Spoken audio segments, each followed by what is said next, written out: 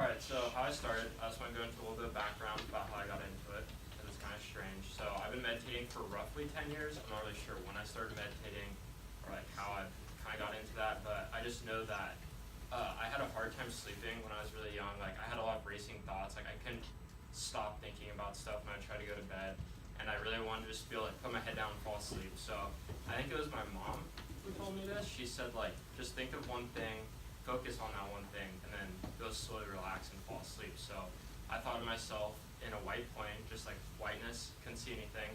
And I noticed like after 5 minutes I'd start to fall asleep just thinking about this whiteness. So that's technically a form of meditation. So I did that from I think 6-ish all the way up to when I was a freshman in high school. And then once I was a freshman in high school, I learned like, hey, I'm on the brink of just really breaking through with meditation. Like I first thought, I'm not really a big fan of meditation. I kind of thought it was weird. And I gave it a chance and I realized, wow, I'm really good at this. I know how to keep my mind calm.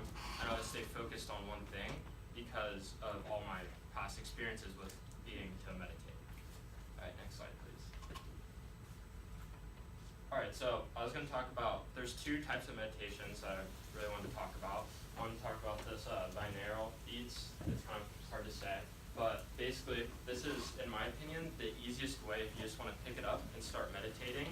It's just right off the bat, let me just say that if you do this, don't drive. Just gotta say that first. So what it does is you have to do it with headphones, and it plays 2 different hertz in 2 different ears. So like if you put them on and you're listening to it, you hear like the beep, like a different sound in one ear, a different sound in another ear. But your brain is pretty neat, and it's able to take those 2 sounds and basically create one sound, like this picture here. So like you have the 200 hertz in one ear, 205 hertz in the other ear, and then it makes the hertz out of 5 hertz. So as a result of that, it's creating different types of brainwaves in your brain.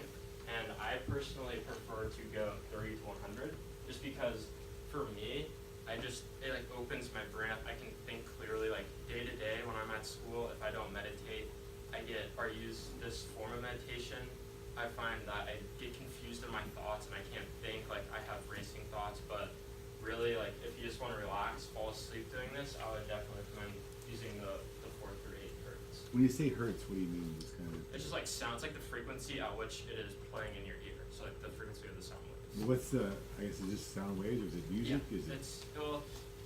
They play music over it because when you use this, you want to keep the sound very, very low because it's making your brain work harder. The lower that these pitches are, the better you're going to get out of it. So like, let's just say you look one up, you want to use it. It plays like, I guess like soothing, relaxing background music, but then you hear these beeps. Like it's like beeping in one ear, beeping in the other ear. There's 2 different ones, and it's kind of like disorienting at first. But then when you sit there, it kind of goes away. Like you're focusing on that that tone of beep where it's combining, and it goes away after a while. But it's kind of weird because they just mask it with music. Because if you turn up really, really, really high the volume, you can really hear the beeps, but you don't want to do that because then your brain isn't working as hard to generate that frequency that you're trying to reach to. All right, and I also want to talk about another easy form of meditation, and that's mindfulness meditation. So I just want to start with an example of mindful meditation. So basically, it's when, like, just think of yourself by a freeway, and there's 2 cars coming, and the freeway represents your thoughts. And when you're doing mindful meditation, you want to imagine yourself outside viewing the freeway, because most of the time you're sitting in those cars, you're going through your thoughts, you're going around places, whatever. But with mindful meditation, you want to stand outside of those thought waves and just stand there and just absorb them. So like, for an example, let's just use food because I know food's pretty easy an example. So let's just say you're sitting there in your quiet spot, and then all of a sudden food comes up, like cheese. And you see cheese and you're like, okay, I'm thinking about cheese because I want to eat cheese, and then you just let it go. Where, like for an example, back to the freeway, you see the car, you observe the car go by, and then you let the next car come up, which is your next thought. You don't want to like stay stuck on that thought, because if you stay stuck on that thought, then you're not really meditating, you're just thinking about food. So you just want to be able to observe your thoughts. And a really big part about this too is being able to observe your thoughts and not try to put a bias on your thoughts, just let them come through, because it's your own head, no one's going to know what you're thinking thinking about it's okay. If you think of something that's not okay, just understand why you're thinking about that and learn from why you're thinking about that. And I also wanted to talk about, this is the lotus position. This position, I've read that it aligns your chakras, whatever. I don't personally believe in that, but it can help your posture. This is like the optimal way of meditating because it's the easiest way that you won't fall asleep. And it helps your posture and it helps how you sit. So when you're sitting like this, it helps blood flow get through so that way your brain's getting more oxygen and more blood flow to it. Right next like this. Alright, so I want to talk about some benefits. I know like at school, they do meditation here to reduce stress, like that's a big one, but it can do a lot more. It can, besides reducing stress, it can reduce your blood pressure. If you have high blood pressure, it can help reduce that because you're calming yourself down. And if you go long enough and you like change your eating habits, it can actually help you like monitor your blood pressure. So your body can trains your body to be able to monitor your blood pressure, so your blood pressure isn't spiking or lowering. You have to combine that with eating healthy. And this was a big one for me. It releases the depression or anger.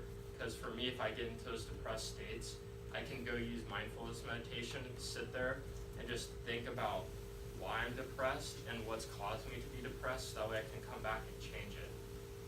Another big point on mindful meditation too that I wanted to add is a lot of people meditate, and a lot of people don't realize that when you get done meditating, it's a really good idea to reflect back on what you were thinking about. Because you can just meditate back, oh yeah, that's great, like I just observed all these thoughts, but it'll help you so much more if you go back and you're like, oh, I was thinking about this, this, and this. Like maybe this was some idea on how to do something better, something I could do better in my life. And when you can reflect on that, it just helps you grow even more. And just like with everything, when you meditate, it doesn't always go the way that you want it to go, but that's okay. You don't want to look at meditation as, oh, this was a good meditation, this was a bad meditation. For me, I've had, like, I guess you could call bad meditation where I couldn't get into that state, but I was looking at myself like, why can't I get into this state? Like, why can't I get to that level that I usually get to? And I realized that was something in my life caused me not to get to the meditation point. So I was able to just reflect from just having that time to sit and just think about things here and there. But I've also had really, really good meditations where it helps me figure out how to do like classwork, or it helps me figure out new ideas, new thoughts on what I want to do in life. Because for me, I still don't know what I really want to do. And this helps a lot with me coming up with new ideas and wanting to maybe try something new or maybe a new career path. All right, and that's it for my presentation. I wanted to do an interactive. I'm not let's just say this, I have never tried to be a teacher in meditation, so this is a kind of first for me. So I created this beginner's breathing meditation guide for this interactive, and it was about 20 minutes that I tried to cut down to like 2-ish minutes, 3-ish minutes, because I'm not very good at it. I've never really tried to do it in front of people. I've practiced like talking to myself. That's a completely different thing to do in front of an audience. All right. So if you guys want to participate, you can. It's all about how much you want to take it. If you don't want to, that's fine. Or if you're just gonna sit there like, oh, whatever, it's not gonna help you. It kind of goes back to if you went to senior 5th quarter, like what you said. When you're up there and you're getting like, you have to fall asleep first, so you have to listen to how he's talking to be able to get into that state so you get hypnotized. This kind of goes along the same way, like you have to want to be able to hit those levels. So, alright, here we go. I hope this goes well. This is hard, but it's alright. Alright, so I want everyone just first to close our eyes, take a nice big deep breath in, a nice deep breath out. Alright, and then as you do that, roll your shoulders slowly forward and then slowly back. And then lean your head from side to side, lowering your left ear towards your left shoulder and your right ear towards your right shoulder. And then once you do that, come back and feel your muscles relax. Feel everything just relax and you melt into your chair. And take another big deep breath in and another big deep breath out. And make no effort to change your breathing in any way. Simply just notice how you're breathing. Your body knows how much you need to breathe, so it's okay, you don't have to worry.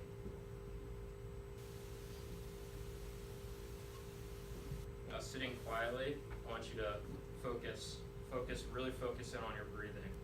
And if your attention wanders off to something, it's okay, just bring it back to how you're breathing and focus on how you're breathing in and out.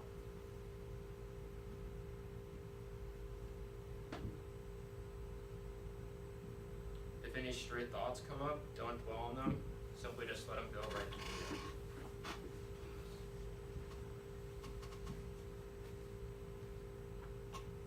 Alright, and then take a big deep breath in, and a big deep breath out.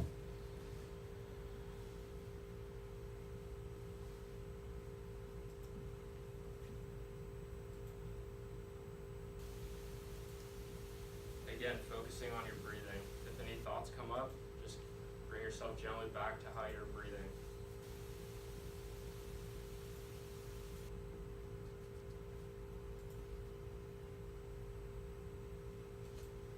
And as you're sitting there relaxed, feel your body slowly drift. Go from your head slowly relaxing to your neck muscles slowly relaxing, to your chest, to your arms slowly feeling limp, almost like you're slowly falling asleep. Go from your torso to your legs, to your ankles, all the way down to your toes, slowly all falling asleep.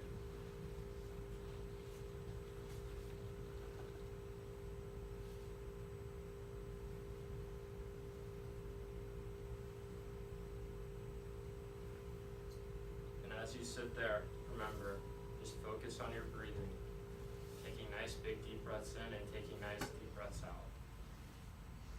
Realizing that you're relaxed, there's nothing that can hurt you.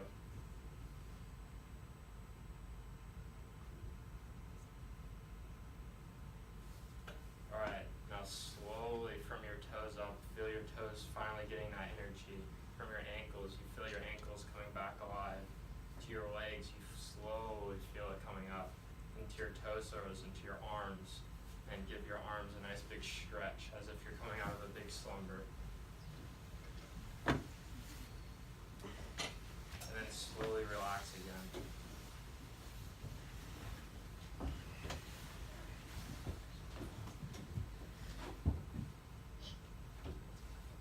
That's it? Yeah, that's it.